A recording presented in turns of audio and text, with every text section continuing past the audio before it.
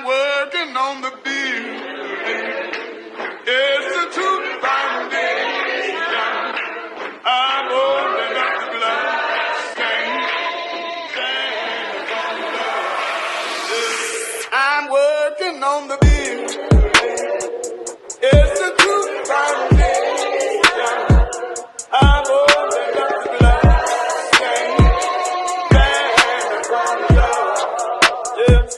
I'm working on the building.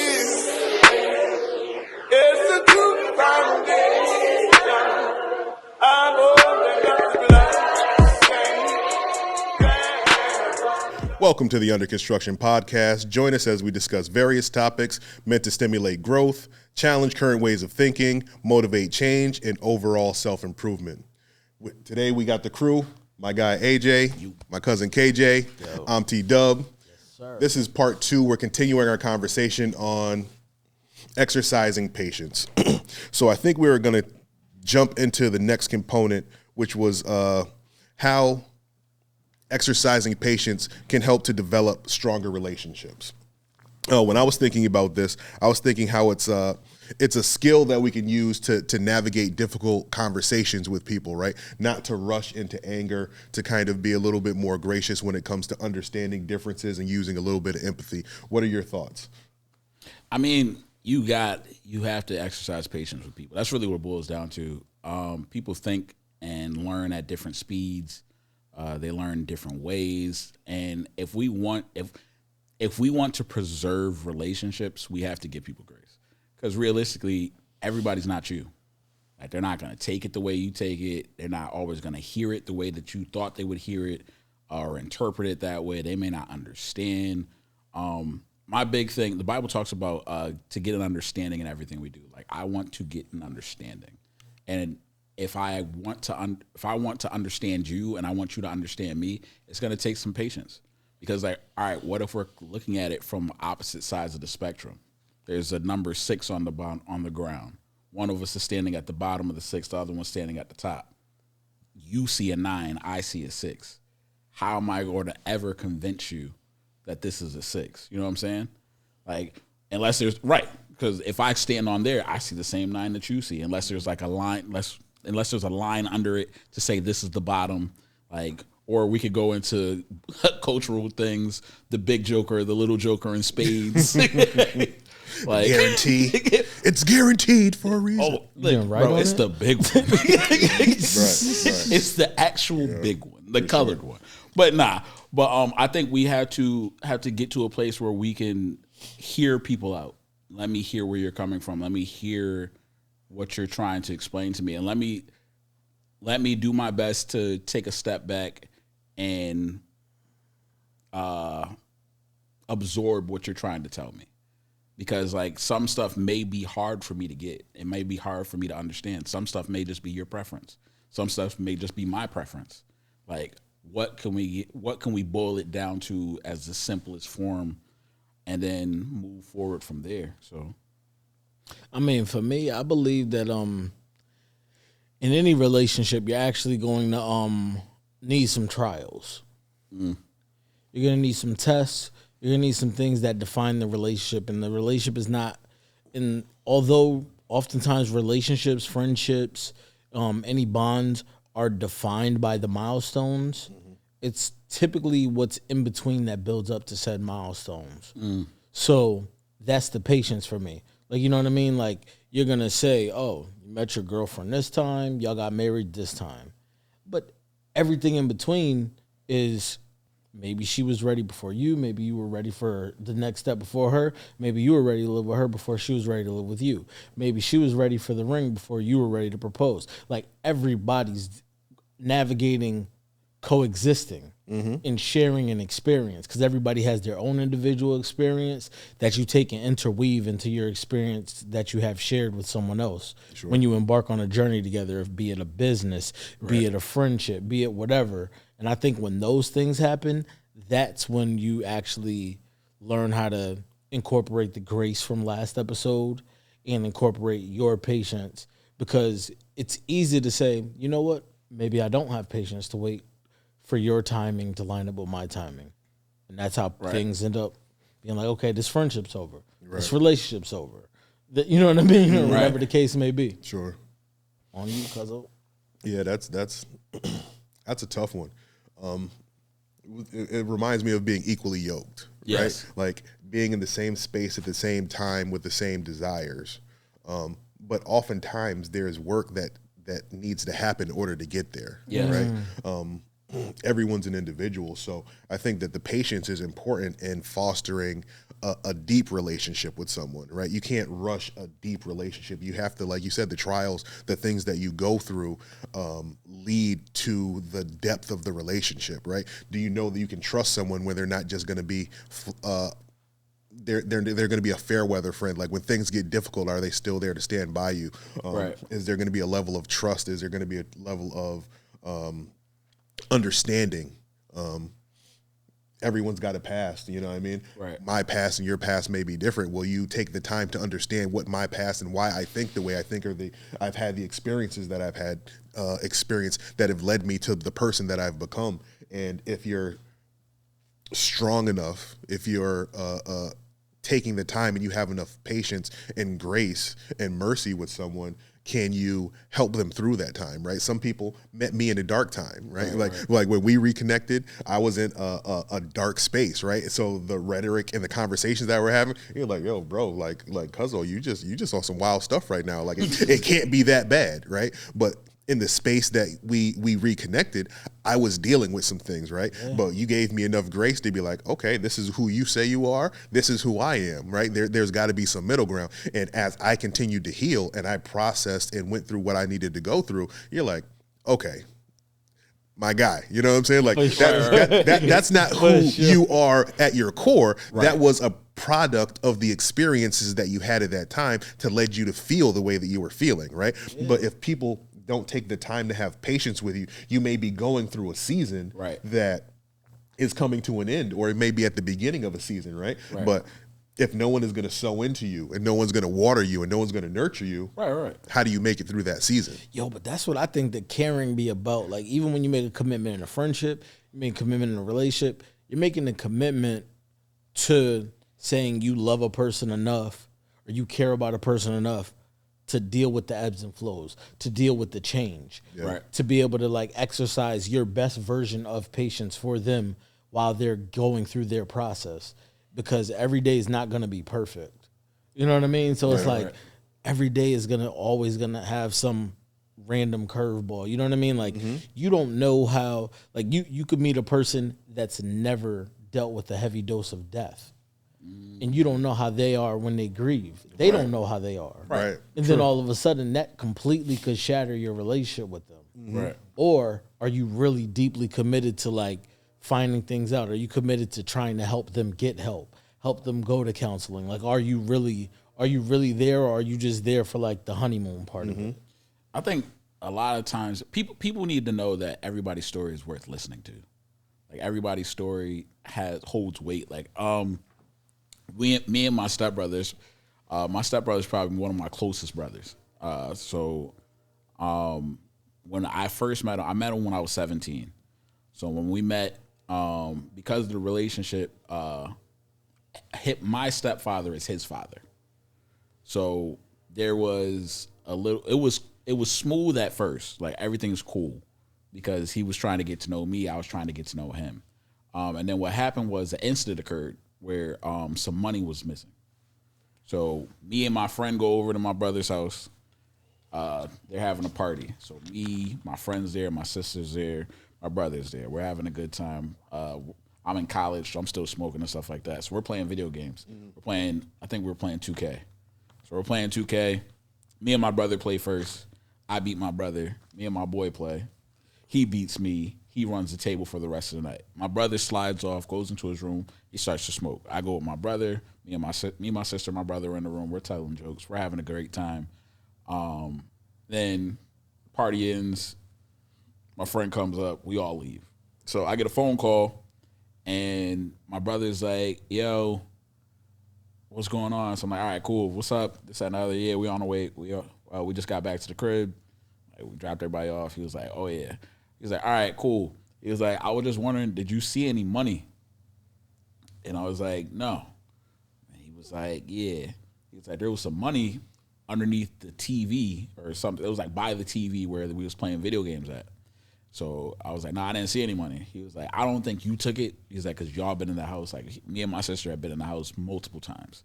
So he's like, he's always left money out. It's never been an issue before. He doesn't think it was us. So he was like, but I think your friend may have took it. So he was like, do you think that your friend would take the money? I'm like, I don't think he would, but I also don't want to say he did and find out that he did it. Or say he didn't do it and then find out he did. Or vice versa. So I'm like, I can't tell you either way. Like, he's never stolen money from me. Like, I've never had any money go missing from him before. But at the same time, you're my brother, and I don't want you to find out later on, like, oh yeah, dude stole the money kind of thing, and now I was covering for him. You know what I'm saying? Mm-hmm. Like, so I'm like, all right, I don't know. I didn't see him. I wasn't with him. I don't think he did it. But at the same time, I don't know. So he's like, oh, I feel like you're covering for him anyway. So my brother just took it a wrong way because he doesn't know me at this time. Like, he didn't know who I was. He didn't know my standards. He didn't know my morals. He didn't know my story. So he just looked at it from, what do people do?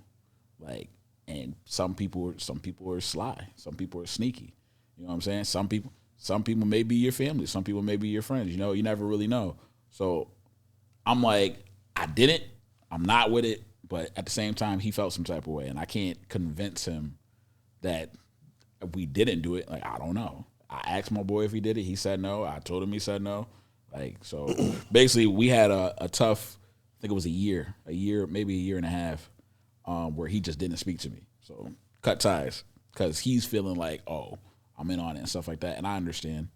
So it was tough. At some point, basically I'm riding around and he pulls up on me. So we talk. He's like, yo, that's my bad. That's my fault kind of thing. We found out who stole the money. It was his girlfriend's cousin that was also at the party. So it wasn't my friend. They found out, I guess she had stole some money from somebody else too. So yeah, so she had. Moral of the story, if you're having a party with people you don't know around, put your money away. Solid. But so That's what we call accountability. The reason I tell the story is because I had an opportunity after he was apologizing to either be like, all right, cool. Like, we're good. Like, I forgive you kind of thing. Or I could have just been like, nah, I'm all set with you because you didn't believe me. Mm-hmm. Like, and I personally chose, like, I want the relationship. Like, I want the relationship with my brother. I like my brother. I love my brother. It's my brother. Mm-hmm. So, like, I want to keep that door open. Like, just because, all right, you didn't hear me out this time, but you also don't know my story. You don't really know me like that. And I think definitely an example of giving grace. Right. So I think if we're willing to give people grace, you might find, like, not to say everybody's story is going to end out like that, but like, you might find out that some people are worth listening to. Some people are worth giving the benefit of the doubt to. And I'm sure on some level, it was humbling for him to have to come and apologize. Absolutely. You know what I mean? So, all being all, I think that story ended up for the good. You know? Right. You guys gave each other a little time and grace, but when the time was available for you to reconnect, you guys were able to make that reconnection. That's great. I'm glad that was able to happen for you. Just trying to change gears real quick.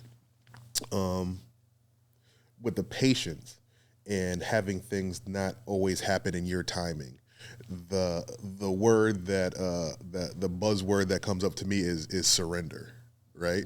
Okay. Buzzword in the social community, but when I'm talking about surrendering, I'm not talking about surrendering to another person, but surrendering to God's timing. How do we feel personally when it comes to having to surrender to God's timing versus running on your own schedule? Because it's something that I've struggled with. You learn and you develop and you pray for things and you ask for things and God answers prayer, right? But he answers it on his timing.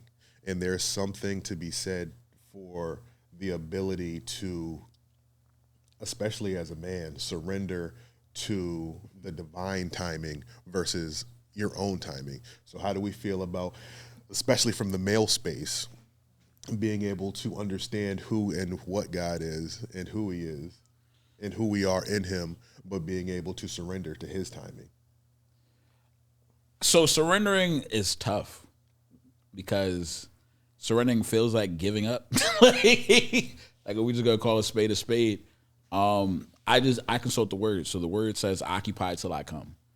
And essentially what that verse is alluding to is whatever I told you to do last, do that until he gives you the response you're looking for. So what I try to do is I try to stay busy with other things.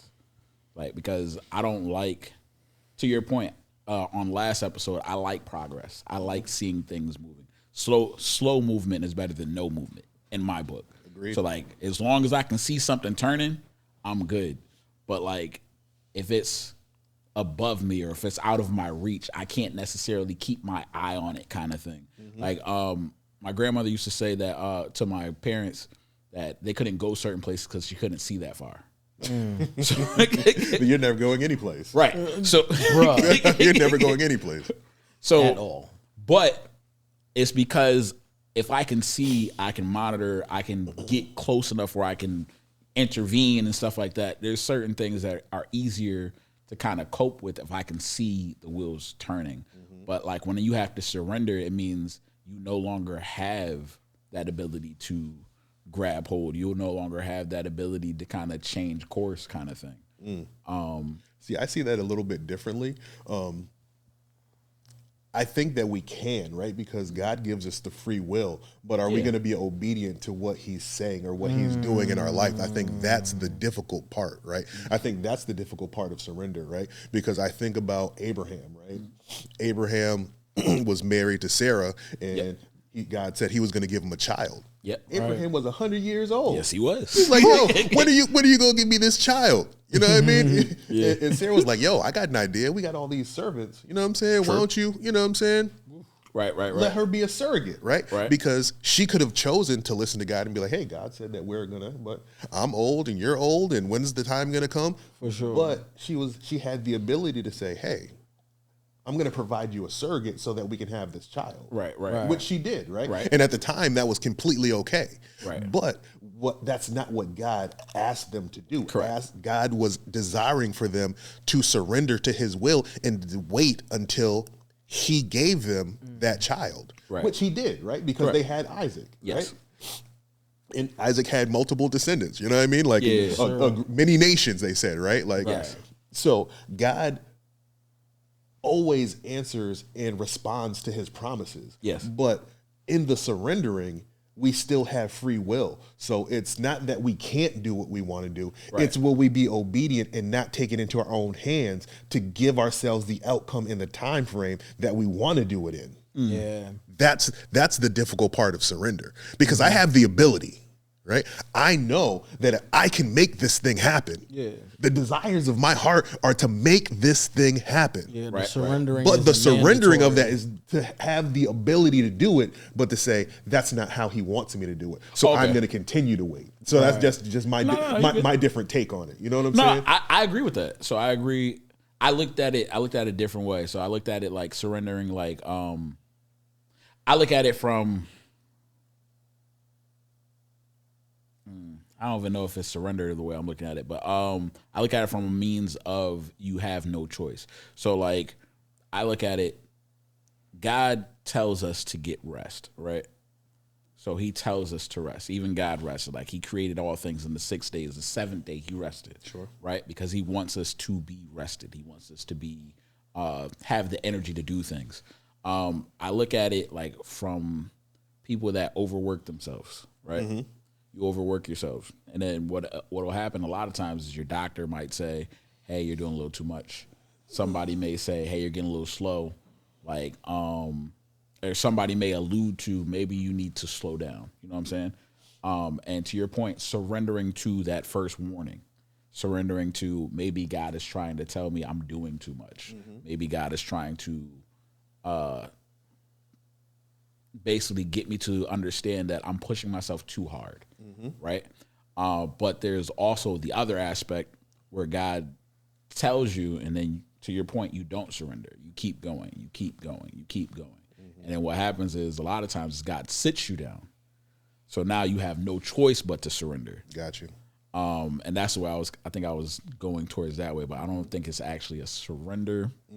I mean, technically you do have the opportunity once he lifts you back up, you could go back again, or you could be like, all right, cool. Nah, I'm all set. Like I surrender to his will kind of thing. But yeah, I think I try to keep in the forefront of my mind that God is in control, and whatever God's will is going to benefit me. And I may not always see the way it's going to benefit me from my vantage point. But I know he's not trying to hurt me. I know he's not doing things maliciously. Like it's calculated. Absolutely. So what I look at when you said what you said in closing was about God being in control. Yeah. I think that is a willful choice by those that are believers or those that are subscribing their lives faith wise. And if that in fact is what you believe, I think you gotta put some actions behind those words. Right. So people say they believe in God, people say they trust God, but then they don't submit. True. They don't surrender. So those are the opportunities when what you're talking about is tested to see if your actions live up to those words. And it's always like not when you're comfortable. Right. Like, you know what I mean? Like not when it's coming the way, like, the old school may not come when you want them to be there right always on on time. time, right. You know what I mean? Yeah. Like those are the vibes. You know what I mean? Like when For you're sure. really, and at the end of the day, you said something earlier about us being men. But the funny thing is about leaders, as men, we aspire to be leaders. Right. The best leaders are those that know how to follow. Absolutely. Correct. And if you can't, now, in my opinion, the best form of leadership in your household would be to show that you are able to follow the leadership in the kingdom. You know what I mean? And like if your lady sees that you can listen to God and follow God, it'll be easier for her to listen to you and follow you. Right. That's how I believe. Like as far as just like as far as the more traditional hierarchy of things, like I'm like, oh, like no, like you should be willing to listen, and you can't always be willing. You can't always be the person that talks. You can't always be the person that's saying this is what we're gonna do. Right. So you're leading by example. Right. By showing your ability to listen to God and be obedient to God, you're showing your children that, hey, sometimes dad has to listen. Absolutely. You're showing your lady, hey, sometimes hubby has to listen. You know what I mean? And like you're showing just as easy as you want to be in charge is as easy as you're willing to be coachable and teachable and to be able to learn and to be able to wait. Yeah. So the same grace that you're asking God to give you, you're giving to others, and the same grace that you're showing others that you're willing to have, that you want expected of you, you're willing to give to them. It's all a big back and forth of reciprocity, in my opinion. Valid point. Something that came to me, while we were having this conversation is patience is the opportunity to gain knowledge and wisdom. Yes. Going back, thinking about some of our conversation from last week's pod, the space that I'm in right now wouldn't have been afforded to me if I didn't have the time and the patience to read, reflect, and to gain the wisdom and the understanding, right? So sometimes it's needed to take a step back and to pause and to reflect so that we can gain wisdom and understanding throughout this situation. Because without that, what do we really have? Right. And you know what I was thinking about? Say one of my goals is to improve my health. And that's cool. Like, you know what I mean? Like you see yourself, in your brain, in your reality, you have your before picture. Sure. Right. In your brain, you have your after picture or some semblance thereof. Right. Now, the journey in between is where it gets murky. Sure. And you know what I mean? Like going to the gym today, a little tough. 'Cause you know what? This day doesn't get me my after picture. Not at all. But stacking those days up. Absolutely. And sometimes you have to remind yourself of small wins. Right. So, you get that gallon jug of water. You know how they sell the gallon jugs of water on Amazon with built-in encouragement. They certainly do. That For real? that literally say at this time of day, oh, you're getting there. Good Oh, job. yeah, Good- yeah. I Keep know what you're going, talking bro. about. Yeah. It's almost there. For sure. But if you look at your goals in the same respect, and you credit yourself for every small win in the process, then it'd probably be a little easier to not be so how can I say it, so overwhelmed by not getting to your ultimate goal that you don't credit yourself for like, oh man, like, I did, like, you could look at your pedometer right now and be like, I want 7,000 steps for the day, Right. but I'm happy I got these 3,000 Right, so right, far. right. Okay, I got 4,000 more to go. Like, you know what I mean? Like, and you just able to track your progress. Sure. Absolutely. But I think for me, I'm switching away from goals more to systems, right? Okay. Like I think it's good to have goals, but I think without systems put in place, it's difficult to reach those goals, right? It's like you said, fact. my goal is to, look a certain way. And that's going to take me, maybe a year to get to this space. I'm not going to get there today. I'm not going to get there tomorrow, but I still need to do the work each and every day to get there. So it's not the goal that is going to get me there. The goal is the finish line. When I start a marathon, I can't even see the finish line. But what systems do I have in place that are going to lead me consistently to do those things every able day, to run right? that race. So the systems are, okay, I set 2 alarms. That's my system, right? So now I know I'm going to wake up. Now I'm going to, set an alarm that I have to get up and move if I don't have the watch, if I don't have these things. Okay, so now I got the water bottle that says, hey, it's 9 o'clock. I haven't reached my goal for 9 o'clock. I have to have a system in place in order to reach those things. So when you have systems in place, the systems are what lead you to your goal. But your goal is like motivation. The systems are the discipline. You know what I mean? And I'm moving to a place now for myself where I'm leaning away from motivation, because motivation is an emotion to me, right? Like my emotions can be high or they can be low. I can be motivated to do something, or I could not be motivated to do something. So I can't lean on motivation. Right. I have to lean on the discipline, because the discipline is going to do it, right? The discipline is going to say, if I don't get up and go to work today, I'm not going to be able to pay my bills. I'm not going to be able to go on vacation. I'm not going to be able to do these things. So it's the discipline of knowing that I have these things that I need to do, so I can get to that goal. You know what I mean? So building the systems is what's leading me to my goal, because I'm going to be able to see my system each and every day, although I can't see the finish line right now. How you feel. You know what I mean? Right. So for me, that's a place that I'm working on for myself, to continually put in systems that lead me to my goal, because each and every day I can follow the discipline of my system that leads me to my ultimate goal. Yes, sir. I'm rolling, bro. Yeah, bro. He said Dropping last week. 30. Right. He's dropping 30. Dropping 30. Hey, bro. Yeah, He said cool. last week he wasn't preaching. That man preaching. Hey, listen. So pass the offering plate. But yeah, so I mean, I think we have to have these things in place just so we can affect change between our relationships with the people that we care about. So to your point, like, it's no matter if it's relationships between our spouses, our loved ones, friends, coworkers, whoever it may be.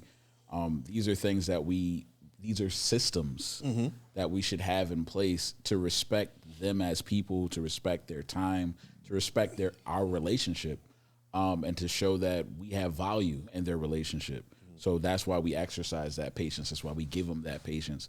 Because honestly, I mean, what I like to look back at my life and say, I wasn't always where I am today.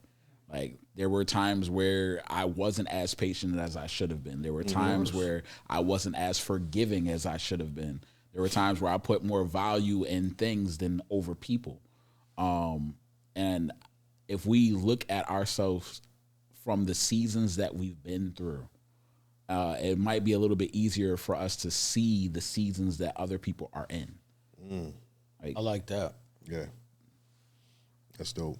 That's dope. So let's touch on one last thing before we get out of here for tonight, fellas. Let's touch on community and fellowship, right? Last week we touched a little bit about, the season that I'm in and being surrounded by the right types of people, right? Sunday sermon was important to me, right? Because we're talking about consider who, right? So we're considering who we spend time with, considering who we share information with, right? So the community that we surround ourselves with are a big part of insulating ourselves, right? Because as believers, not everyone is going to be a believer, and it's our job, I believe, to tell and share everyone share with everyone, about the goodness of God, Right, absolutely. and the story of Jesus and how he works in our lives, right? But not everyone is going to be receptive to that message depending on where they are. Right. But if your community and the people that you fellowship with is a strong community, right? Like the community that I find myself in, they're going to be there to support you when things get tough, right? Yes, and they're going to be there, and they're going to be the type of people that have grace and have patience, right? And they're able to share that with you, and they're also able to reflect back and say, hey, this isn't a loss for you. This is a different time for you. This is how I've worked through some of these things, and this is how I've used patience, right? Like I feel like my testimony now, as far as like giving people grace and patience, is way stronger than it would have been a year ago, right? So if people in my community need that sort of conversation from me, I'm able to give that to them in a way that maybe reaches them in a different space because of what I've gone through, right? Absolutely. And as we continue to share and we build that community around ourselves and we insulate ourselves with God-fearing people, with God-fearing men, with a community that uplifts and supports us, the importance of that when it comes to patience is that we allow each other the space to be vulnerable. Absolutely. Right? We allow ourselves the space to be transparent, right? And to be authentic, right? Right. Like we have these emotions for a reason, and I'm done with being a tough guy who doesn't use emotion, right? I have these emotions for a reason. Right. Not that I'm going to be overly blubbery and use them all the time, right? There's a time and a space for everything, right? But when I feel something, I want to have the community and the fellowship of God-fearing people around me where if I express that in a moment, that they'll be there to give me the patience and the grace that I need to at least be empathetic, to listen, to hear, and not try to hit me with the, oh, bro, you're doing too much right now, or you know what I mean, I'm good with all that. You know what I'm saying? They're just gonna be there, to help support through these times. So the value for me is in the community and the fellowship. What say you on that topic? I mean, that's you're talking from like a leadership mindset, and I love it because we want to show people that these things happen. These things are apparent. These things are going to may cause you to struggle, that may cause you to second guess your emotions or how you respond to things. And I don't want judgment to be the first thing that you think of when you're going through something. I don't want to add negative to your already negative fire. You know what I'm saying? I don't want to be a burden that you have to carry because I can't extend grace or patience to you while you're suffering, because that's inconsiderate. And from a leadership point of view, like it's like, all right, cool. Let me look at this from the point of view of where was I when I was going through certain things. And some people, we have testimonies. We have issues where we went through something that wasn't received the proper way, where we went through something or we got some advice or bad advice or something like that, where it caused us to feel uncertain, and then someone gave us more bad advice about our bad advice. You know what I'm saying? They compounded it, and that's not what we want. We want to give people a future and a hope, as the word says. I feel like whenever Jesus did a miracle, the first thing he did was he solved the natural problem first. And I think that's huge, because in order to build a relationship with somebody, you can't just come out with Jesus trying to save you. Like, I can't just tell you how good Jesus is and expect you to believe me, because to KJ's point, not everybody is subscribing to what I'm saying. Right. So first, what I have to do is I have to show you that you can trust me, that you can trust my judgment. You can trust, like people have said, not everybody's going to read the word, but they're going to see people.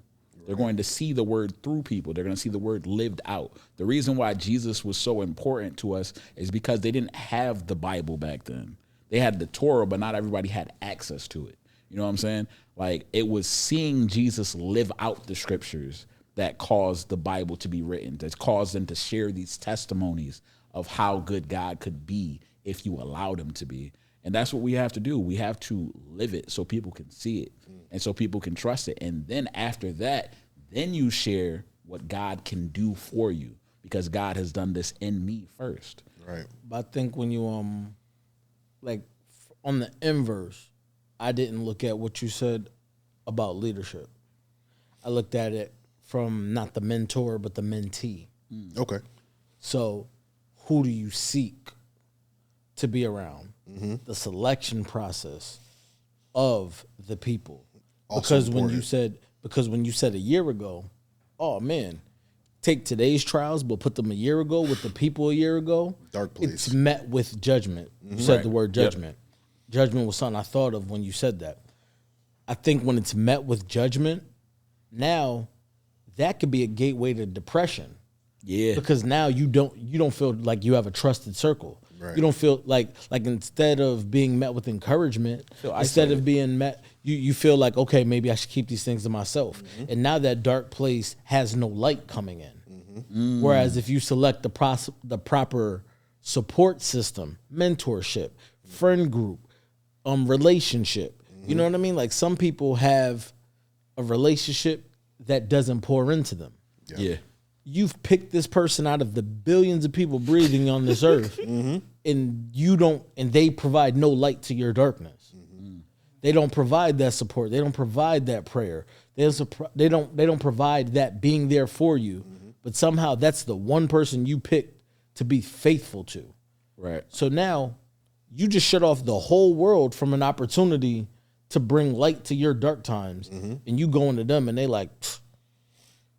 So you're not gonna go through that. You're not like we needed that end result that came from you doing what you said you were gonna do. Right. You like that's what you got for me. Right. Like you ain't got no pat on the back. You ain't got a hug for a brother. You know what I'm saying? And it be like that for people. So you know what I mean? Like I think whatever you are, like please like pray for discernment. Right. Sure. Because like one of the best gifts God can give us is discernment to know who we should, like when we go back to the message of consider who. Right. Like Chris said, yo, you're selecting, like you're always considering a framework and you're trying to position what you do, but you're not always thinking about who you do it with. And I think that's a big thing. Absolutely. Like I always talk about the selection process. Funny thing is now I hear something, and you talked about how things were when we first linked back up, bro. Yeah. You used to talk about, Amber, love you. You used to talk about some. We had some single rail convos, Yeah. and a lot more cynical For sure. Yes. in that space. Oh, for sure. 100%. Oh, for sure. And a big thing I would say, like not knowing all your business or nothing, I would always talk about the selection process. I always said there's somebody that could change all that up. For sure. Yeah. I used to say it, and I would say it. I would say it so adamantly that you'd be like, "Nigga, you don't know me like that. Like, how can you be so sure?" And it changed, like you know. Like a light switch came on. Yeah. And she Flipped was that there quick. all along, which is crazy. Yeah. That's dope. Yeah. But I wasn't ready. Yeah. Let's talk about the patience, though, Patience. right? Right? Because I wasn't ready. And I feel like, Let's go. man, if the light hadn't come on when it did, I could have lost something that was God sent to me. Yes, right? sir. So, I thank God for her. Beautiful, bro. I thank God for her ability to see the best in me when I didn't see the best in myself. Cue that Marvin You know, Sapp up. Nah, it's real. It's real though. It's real though. real, yep. 'Cause, I had programmed myself from a place of being hurt to insulate and protect myself. Yeah. You know what I'm saying? And that could be the negative part of discipline. When you create a system to safeguard yourself, Yeah. It can also box you in. it boxes you in to the Yeah, point that you don't yeah, yeah. have the dexterity to be able to allow some detours. You know what I mean? And it's funny too because there were still good people in my life at the time. You know, even some of my siblings were like, "Yo, she's a good girl, man. Like, don't blow it." And I'm like, "Nah." But what I'm not going to do is I was still authentically myself. I was just the authentic version of myself in that space, right? Like the core and the morals didn't change, right? Like I don't lie to women, right? So even though I wasn't a healed person and a safe person at that time for myself, I wasn't going to subject her to me being a liar. You know what I mean? This is where I am. This is how I'm acting. This is what I'm doing moving forward. You choose. Right. I'm not going to make that decision for you by being deceitful, right? Because that's my core, right? Even though I wasn't a healed person at the time, I still had my values and my morals. So my values and my morals at the time is probably what saved my relationship, because I wasn't a liar and I wasn't a manipulator. Right. If I had those traits, she probably would have been gone. You know what I'm saying? Gaslighting and stuff, and it's not, the juice isn't worth the squeeze at that point. For She's sure, like, I'm out of for here. sure. Right. But the fact that I was fall in love with authentic, you know what I mean? potential. And if you talk to her, she would say that my rhetoric wasn't congruent, right? Like the things that I was saying and the things that I was doing Didn't add up. didn't match up. So she was like, I hear what you're saying, bro, but I also experienced. But she wouldn't see. The thing is, I feel like from her vantage point, she wouldn't, even the vantage point of me being able to say what I said to you, like that structure that you created, that system you created for yourself, that kind of put you in this point of view of darkness. It wasn't strong enough to like cloud us from being able to see the light within you. Right. That's why I appreciate that. That's why I felt like I appreciate could that. say that boldly. Like, I'm like, nah, there's something else there, bro. I feel you. I've been through that time. But there's something there. And she's seen that too. And that's where you get that patience from. Got you. Like, and if you don't live up to that, nobody wants to fall in love with potential. Sure. Right. Especially as we're more and more grown day by day. Yeah, for sure. But, it's worth the shot. Yeah. Right. Because if you are, in fact, what I think I see behind that darkness, it's up. And look at y'all now. Right. Yeah, for sure. Well, I think she exercised patience, like just And in faith. the relationship, right, and faith, but also like that just speaks to relationships, like the patience that you have for a relationship. I talk to people a lot about seeing beyond what people are trying to perceive. You know what I'm saying? Present, correct. Like I tell people, let's find out what the root cause is. Like, what's at the root? Because that's really what it is. Like, relationships, friendships, anything that you have between people. Like, we can get into an argument today, right? But was the argument really about me? You know what I'm saying? Yeah, but if you relate that right back to what he said, I guarantee, and this is for me not knowing, I can guarantee that she was like, why do you think that? Right. Right. Like she explored your truth. For sure. Right. For sure. As opposed to, there's a lot of people, wow, that's a lot. Okay. See you later, bro. Peace, right. Enjoy this dinner and you have a good night. Absolutely. You know what I mean? Like, Absolutely. but that's when you know somebody cares. Absolutely. For real. 100%. 100%. And I think we're going to leave that conversation there for For sure. right now. For sure. Appreciate you guys. Always Yes, sir. always enjoy Appreciate the you. vibes. Great visit. Patience, man.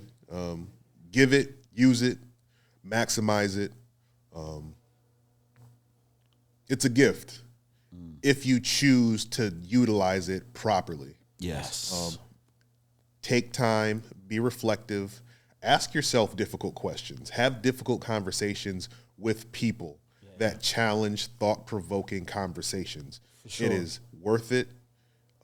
It's challenging, but the outcomes are usually worth the difficulty of the moment if you've chosen the right people to surround yourself with. Absolutely. Absolutely. Until next time, Hey. keep building. Yes, sir. I'm working on the bill.